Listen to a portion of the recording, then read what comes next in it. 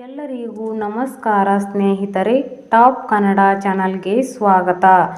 RBIನ ಈ ಹೊಸ ರೂಲ್ಸ್ ಪ್ರಕಾರ ನಿಮ್ಮ ಉಳಿತಾಯ ಖಾತೆಯಲ್ಲಿ ಎಷ್ಟು ಹಣ ಇಡಬಹುದು, ಎಷ್ಟು ಹಣವನ್ನು ನೀವು ವ್ಯವಹಾರ ಮಾಡಬಹುದು, ಹಣ ಜಮಾ ಮಾಡುವುದು ಸೇರಿದಂತೆ ಹಣ ಹಿಂಪಡೆಯುವುದು, ಹಣ ಮತ್ತೊಂದೆಡೆ ಟ್ರಾನ್ಸ್ಫರ್ ಮಾಡುವುದು, ಹೀಗೆ ನೀವು ಎಷ್ಟರ ಮಟ್ಟಿಗೆ ಹಣವನ್ನು ನೀವು ನಿಮ್ಮ ಸೇವಿಂಗ್ ಅಕೌಂಟ್ನಿಂದ ಮಾಡಬಹುದು ಎಂದು ಇದೀಗ RBI ಹೊಸ ಆದೇಶ, ಹೊಸ ರೂಲ್ಸನ್ನು ಜಾರಿಗೆ ಸುತ್ತೋಲೆಯನ್ನು ಹೊರಡಿಸಿದೆ.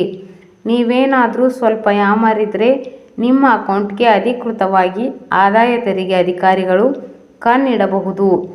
ಎಸ್ ವೀಕ್ಷಕರೇ, RBI ಇದೀಗ ಒಂದು ಹೊಸ ನಿಯಮವನ್ನು ಜಾರಿಗೆ ಮಾಡಿದ್ದು, ನಿಮ್ಮ ಸೇವಿಂಗ್ ಬ್ಯಾಂಕ್ ಅಕೌಂಟ್ ಉಳಿತಾಯ ಖಾತೆಯಲ್ಲಿ ನೀವು ಒಂದು ವರ್ಷದಲ್ಲಿ ಎಷ್ಟು ಹಣವನ್ನು ಠೇವಣಿ ಇಡಬಹುದು ಅಥವಾ ವ್ಯವಹಾರ ಮಾಡಬಹುದು, ವಿಡ್ರಾಲ್ ಮಾಡಬಹುದು ಅಥವಾ ಮತ್ತೊಂದೆಡೆ ಟ್ರಾನ್ಸ್ಫರ್ ಮಾಡಬಹುದು ಎಂದು ಅದಕ್ಕೂ ಕೂಡ RBI ಲಿಮಿಟನ್ನು, ಮಿತಿಯನ್ನು ಹೇರಿದೆ. RBIನ ಈ ಹೊಸ ರೂಲ್ಸನ್ನು ನೀವು ಏನಾದರೂ ಪಾಲನೆ ಮಾಡದಿದ್ದರೆ ನೀವು ತೆರಿಗೆ ಪಾವತಿ ಮಾಡಬೇಕಾಗುತ್ತೆ ಮತ್ತು ದಂಡ ಕೂಡ ಬೀಳಲಿದೆ.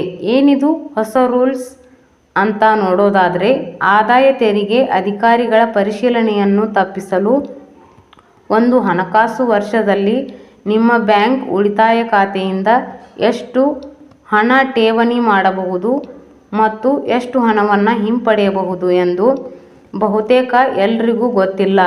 ಆದಾಯ ತೆರಿಗೆ ನಿಯಮಗಳ ಪ್ರಕಾರ ಒಂದು ಹಣಕಾಸು ವರ್ಷದಲ್ಲಿ ಉಳಿತಾಯ ಖಾತೆಯಲ್ಲಿನ ಒಟ್ಟು ನಗದು ಠೇವಣಿ ಅಥವಾ ಹಿಂಪಡೆಯುವಿಕೆ 10 ಲಕ್ಷ ರೂಪಾಯಿ ಮೀರಿರಬಾರ್ದು.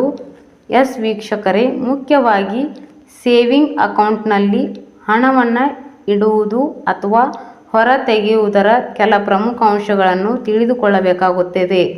ಅದರಲ್ಲಿ ಪ್ರಮುಖವಾಗಿ, ಒಂದು ದಿನದಲ್ಲಿ 1 ಲಕ್ಷಕ್ಕಿಂತ ಹೆಚ್ಚು ನಗದು ಠೇವಣಿ ಮಾಡಿದರೆ ಬ್ಯಾಂಕ್ ಆ ವ್ಯವಹಾರದ ವಿವರವನ್ನು ತೆರಿಗೆ ಇಲಾಖೆಗೆ ವರದಿ ಮಾಡಬೇಕಾಗುತ್ತೆ.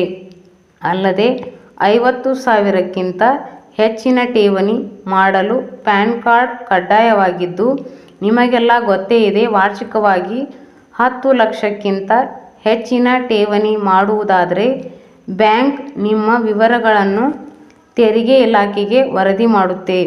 ಒಂದು ವರ್ಷಕ್ಕೆ 10 ಲಕ್ಷಕ್ಕಿಂತ ಹೆಚ್ಚಿನ ಹಣ ಸೇವಿಂಗ್ ಅಕೌಂಟ್ನಲ್ಲಿ ಠೇವಣಿ ಮಾಡಿದರೆ ತೆರಿಗೆ ಇಲಾಖೆ ನಿಮ್ಮ ಹಣದ ಮೂಲವನ್ನು ಕೇಳುತ್ತೆ. ಈ ವೇಳೆ ನೀವು ಸರಿಯಾಗಿ ಹಣದ ಮೂಲ ತಿಳಿಸಿದರೆ ಸಮಸ್ಯೆ ಇರುವುದಿಲ್ಲ. ಅದೇ ಏನಾದರೂ ಹಣದ ಮೂಲ ಸರಿಯಾಗಿ ವಿವರ ನೀಡದಿದ್ದರೆ ತೆರಿಗೆ ಇಲಾಖೆಯಿಂದ ದಂಡ ಸಹಿತ ಜೈಲು ಶಿಕ್ಷೆ ಕ್ರಮವನ್ನು ನಿಮ್ಮ ಮೇಲೆ RBI ವತಿಯಿಂದ ಹೊಸ ಆ್ಯಕ್ಟ್ ಪ್ರಕಾರ ತೆಗೆದುಕೊಳ್ಳಲಾಗುತ್ತೆ.